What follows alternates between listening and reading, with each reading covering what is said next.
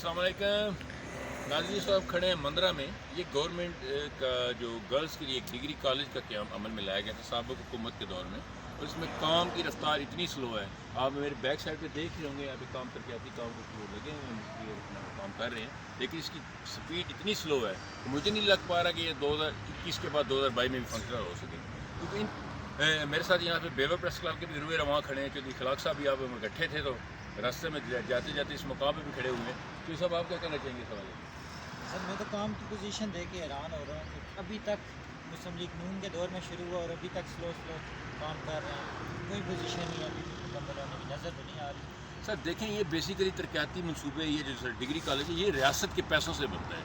हम जब इसके ऊपर कुछ सियासी छाप लगा देते हैं किसी सियासी पार्टी की, शायद वो वजूहत भी होती है, लेकिन ये क्योंकि रियासत के पैसों का है, तो मैं चाहूँगा मौजूदा हुकूमत को, पिंडी इंतजामिया, वज़ीर आला पंजाब और जो दीगर जो है इस तलीमी मनसूबे को एक्टिव करने के लिए जल्द अज जल्द इसके लिए फ़ंड मुकम्मल करवाएँ।